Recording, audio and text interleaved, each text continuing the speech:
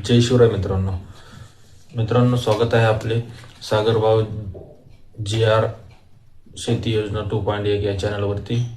मित्रांनो 1 एप्रिल 2026 पासून देशभरामध्ये एक नवीन किमान वेतन दर लागू होणार आहे। याच्याच संदर्भातील एक कामगार मंत्रालयाच्या माध्यमातून एक महत्त्वाचं असं परिपत्रक काढण्यात आलेलं आहे। मित्रांनो कोर्टाच्या आदेशानुसार 1 एप्रिल 2026 पासून देशभरामध्ये नवीन किमान वेतन दर लागू करण्याचे निर्देश देण्यात आलेले आहेत।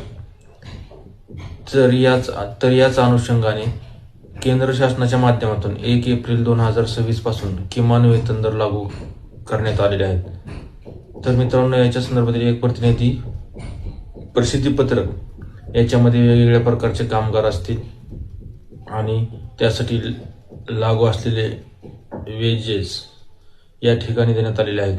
त्यांच्यामध्ये आपण पाहू शकता जे काही इंडस्ट्रियल असतील, खाण कामगार असतील किंवा इतर कामगार असतील, खाण क्षेत्रामध्ये किंवा वेगवेगळ्या प्रकारच्या काम करणारे असतील, अशा कामगारांसाठीचे दर सुद्धा या ठिकाणी देण्यात आलेले आहेत। जमिनीवरती काम करणारे आणि जमिनीच्या आत काम करणारे अशा दोन प्रकारच्या कामगारांचे वर्गीकरण करण्यात आलेले आहे। याचप्रमाणे इंडस्ट्रियल कामगार, बांधकाम कामगार किंवा इतर वेगवेगळ्या प्रकारामध्ये जे काही कामगार काम करतात अशा कामगारांना वेतन सुद्धा निश्चित करण्यात आले आहे।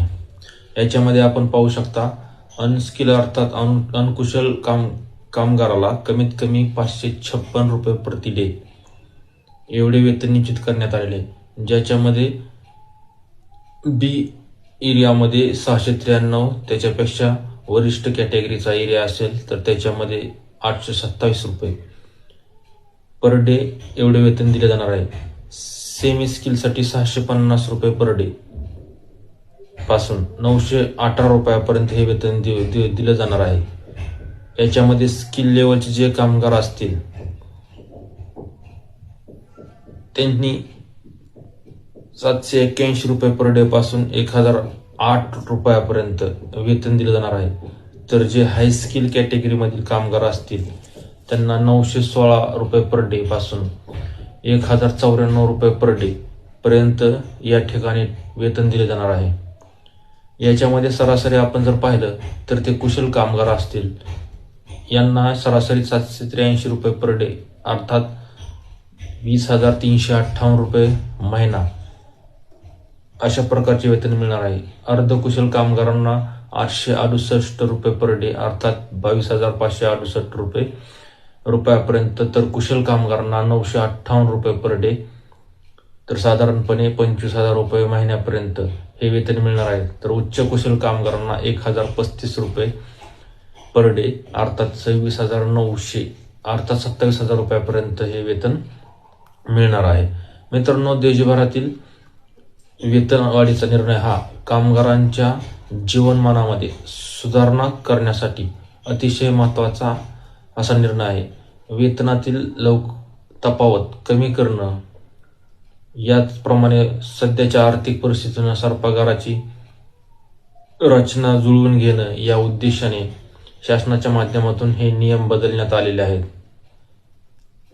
आता 1 एप्रिल 2026 पासून सर्व कंपन्या असतील, सरकारी कार्यालय असतील, खाजगी कामगार असतील, कॉन्ट्रॅक्टर असतील, त्यांच्या माध्यमातून हे नवीन वेतन दर लागू करण्यात बंधनकारक आलेलं आहे।